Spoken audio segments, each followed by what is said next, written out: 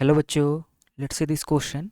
The question says a rigid ignot is pressed between two parallel guides moving in horizontal directions at opposite velocities v1 and v2. At a certain instant of time, the points of contact between the ingot and the guides lie on a straight line perpendicular to the directions of velocity v1 and v2. What points of the ingot have velocities equal in magnitude to v1 and v2 at this instant? तो question में हमें एक rigid body दे रखा है कि ingot दे रखा है जो कि दो पैरेलल गाइड्स के बीच में है, दो पैरेलल मूविंग रेल्स के बीच में है। एक हमारा ये पहला है, दूसरा ये, और दोनों की वेलोसिटीज दे रखी है, दोनों अपोजिट डायरेक्शन में मूव कर रहे हैं। अब हमें एक सर्टेन इंस्टेंट पर कहा गया है कि जो इंगॉट और रेल्स के बीच में जो पॉइंट ऑफ कांटेक्ट है वो एक स्ट्रेट लाइन में लाई कर रहे हैं, और वो स्ट्रेट लाइन कैसे है? वो स्ट्रेट लाइन है v1 एंड v2 वेलोसिटीज के परपेंडिकुलर। तो हमें इंगॉट पर इंगॉट के ऐसे पॉइंट्स बताने हैं जिनकी जो मैग्नीट्यूड ऑफ वेलोसिटी की मैग्नीट्यूड जो है वो v1 और v2 के इक्वल होगा इस सेम इंस्टेंट पर, जब हमारा ये सारा काम हो रहा है, जब v1 एंड v2 के परपेंडिकुलर हमारे इंगॉट की दो पॉइंट्स लाई कर रही हैं स्ट्रेट लाइन। तो इस क्वेश्चन को सॉल्व करने में जो की कंसेप्ट हम यूज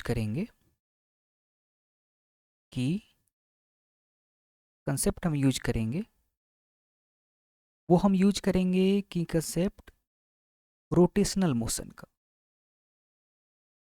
रोटेशनल मोशन ऑफ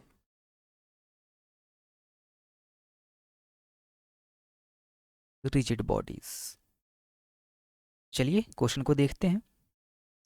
तो हमें एक बात पता होती है रोटेशनल मोशन और रिजिड बॉडीज़ के बारे में, रिजिड बॉडी की रोटेशनल मोशन के बारे में, कि एक रिजिड बॉडी है और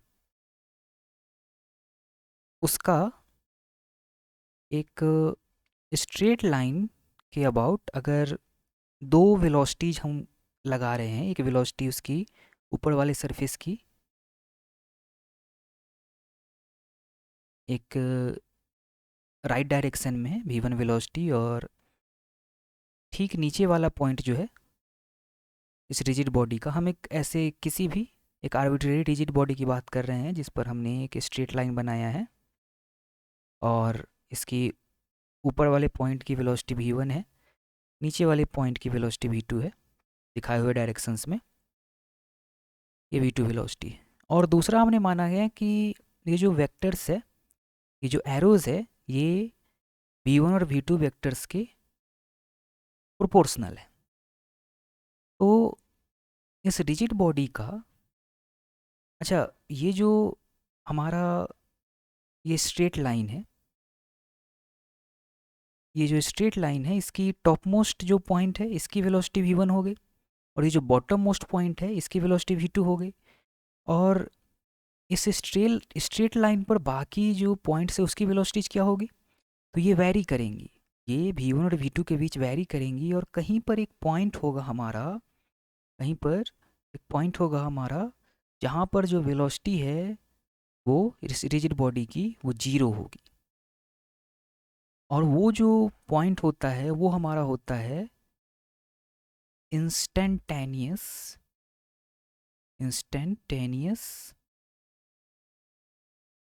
एक्सिस ऑफ रोटेशन। उसी पॉइंट के अबाउट ये जो हमारे रिजिड बॉडी है वो इस टाइम पर रोटेट कर रही होती है, इंस्टेंटेनियस एक्सिस ऑफ रोटेशन हो जाता है वो। तो ये पॉइंट हम फाइंड आउट कैसे करते हैं? इसका एक आसान सा मेथड है कि अगर जो हमारी वेलोसिटीज है उसको दिखाने वाले जो हम एरोज है वो वेलोसिटीज के मैग्नीट्यूड के प्रोपोर्शनल बनाए। तो बस हमें करना क्या है कि इन दोनों एरोज के जो हेड हैं उनको टच करता हुआ एक हम लाइन खींचे, को टच करता हुआ लाइन खींचे। ये लाइन ये लाइन जो ये हमने लाइन बनाया है, ये लाइन हमारे जो स्ट्रेट लाइन है पहले से बना हुआ, इसको जिस पॉइंट पर कट करता है ये पॉइंट, यही पॉइंट हमारा हो जाता है जीरो वेलोसिटी का, और यही पॉइंट हमारा हो जाता है instantaneous axis of rotation.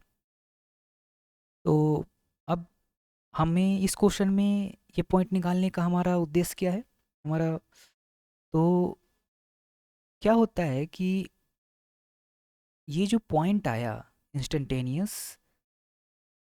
Axis of rotation का, अगर हम इस पॉइंट को और ये जो डिस्टेंस आया नीचे वाले पॉइंट से, ये अगर इस पॉइंट को हम O मान लें और नीचे वाले पॉइंट को हम B मान लें, तो ये OB लेंथ जो है, OB लेंथ को रेडियस मानते हुए और O को सेंटर मानते हुए अगर एक हम सर्कल बनाएं, सर्कल ऐसा बनाते हैं,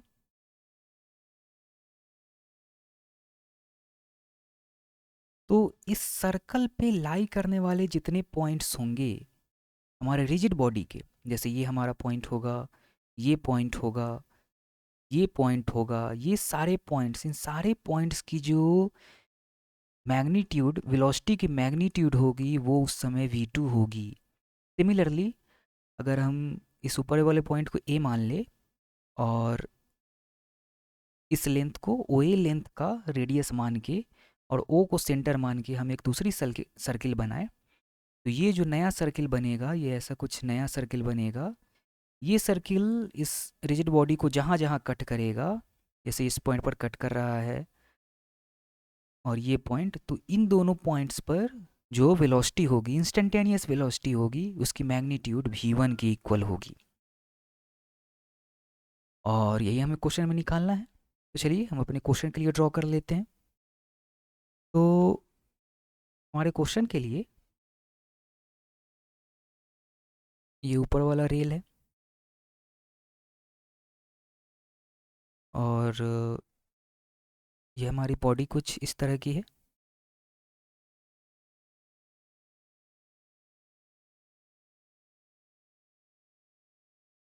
और ये हमारा स्ट्रेट लाइन है, और ये नीचे वाला रेल है। और हमें वेलोसिटीज दे रखी है v1 और v2। ये v2 है लेफ्ट हैंड की तरफ और ये v1 है। तो हम क्या करें, इन दोनों एरोज के हेड्स को टच करता हुआ एक लाइन खींचे, और ये जो हमारा पॉइंट हुआ इसको हम पॉइंट O मान लेते हैं, इसको पॉइंट ऊपर वाले को पॉइंट P मान लेते हैं, नीचे वाले को पॉइंट Q मान लेते हैं। अब हम क्या करें कि OP लेंथ को रेडियस मानते हुए और O को सेंटर मानते हुए एक हम सर्कल बनाएं। फिगर फिर से ड्रॉ कर लेते हैं।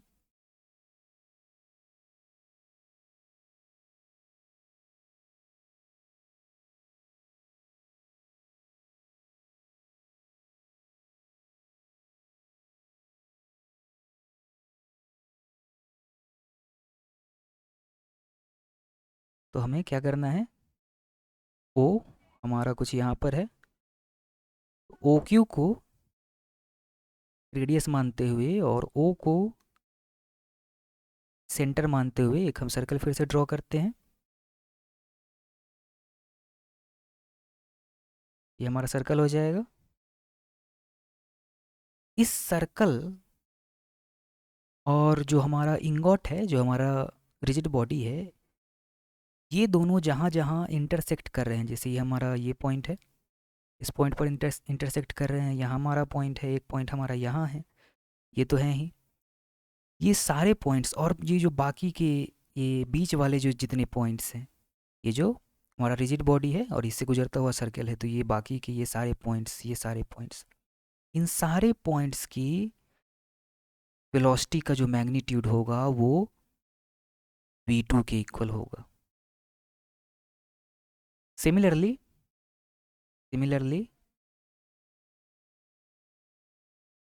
हम एक नया सर्कल बनाएंगे, OP को रेडियस मानते हुए, O को सेंटर मानते हुए।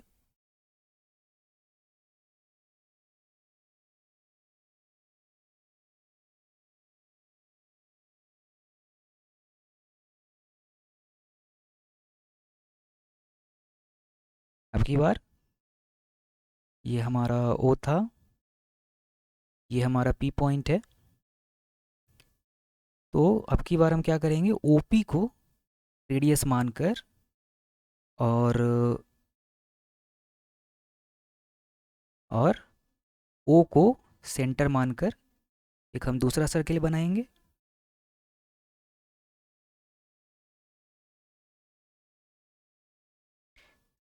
इस सर्कल और जो हमारा इंगोट है वो दोनों जहाँ जहाँ इंटरसेक्ट कर रहे हैं, जैसे ये पॉइंट है, यहाँ पर इंटरसेक्शन हो रहा है, यहाँ पर इंटरसेक्शन हो रहा है, तो ऐसे सारे पॉइंट्स जो होंगे उन सारे पॉइंट्स की वेलोसिटी की मैग्नीट्यूड क्या होगी, v1 होगी। तो यही हमें क्वेश्चन में निकालना था, ये रिक्वायर्ड था क्वेश्चन में निकालना, what points of the ingot है velocity is equal in magnitude to v1 and v2। तो यही हमारा कंसेप्ट यूज होगा और ऐसे ही हम इस क्वेश्चन को सॉल्व कर पाएंगे। Hope you understood it well, best of luck.